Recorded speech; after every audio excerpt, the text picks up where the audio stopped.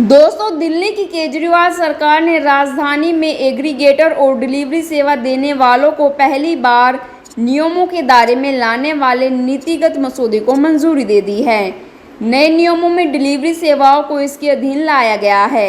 ई bike taxi को बढ़ावा देने वाले मसौदे को केजरीवाल सरकार ने एलजी विनय सक्सेना के पास मंजूरी के लिए भेज दिया है। इस मसौदे पर दिल्ली वालों से भी राय ली जाएगी।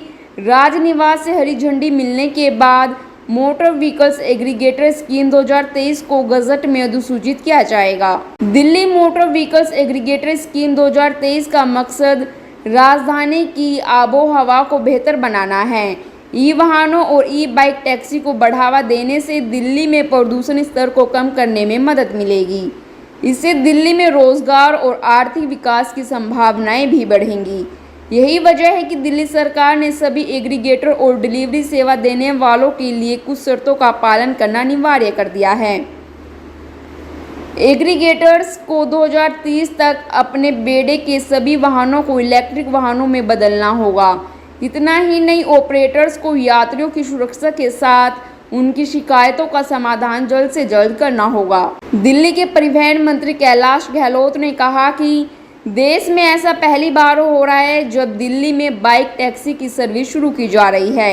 एग्रीगेटर को अपने बेड़े के सभी वाहनों को इलेक्ट्रिक वाहनों में बदलने के लिए 5 साल का समय दिया गया है।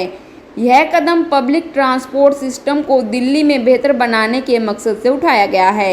इस योजना के तहत 2 पहिया वाहनों को टैक्सी और किराए पर लेने के काम को कानून रूप दिया गया है। इस योजना के तहत बाइक टैक्सी और किराए की बाइक को भी नियमों के दायरे में लाया जाएगा। बता दें कि दिल्ली में अभी तक बाइक टैक्सियों के संचालन को इजाज़त नहीं थी। डीएमवीए स्कीम 2023 में ई कॉमर्स सहित किसी भी उत्पाद, कुरियर पैकेज या पार्सल को भेजने के लिए डिलीवरी सेवाओं का उपयोग करने वाले भी शामिल होंगे। इस योजना के तहत दिल्ली सरकार ने कमर्शियल व्हीकल्स को ई वाहनों में शिफ्ट करने की शुरुआत कर दी है। अब पुराने वाहनों को नए ई वाहनों में बदला जाएगा। इस योजना के पहले 6 माह में बेड़े में शामिल कुल कारों में से 5% ई कारें अनिवार्य होंगी। इस नीति की अधिसूचना जारी होने के 4 साल बाद सभी नए कमर्शियल 2 पहिया और 3 पहिया वाहन केवल इलेक्ट्रिक होंगे। अधिसूचना के 5 साल बाद दिल्ली में सभी कमर्शियल कारें इलेक्ट्रिक होंगी।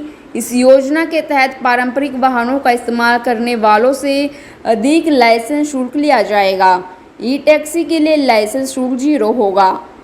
ऐप आधारित टैक्सी सेवा प्रदाता कंपनियां जैसे ओला, उबर व अन्य बाइक टैक्सी चलाने वाली कंपनियां यानी रैपिडो, ओला बाइक व अन्य फूड डिलीवरी जैसे सेवा प्रदाता कंपनियां जोमैटो, स्विगी, ज़ेप्टो, कुरियर व अन्य रेट के बाइक स्कीम यानी किराए पर बाइक लेकर चला पाएंगे।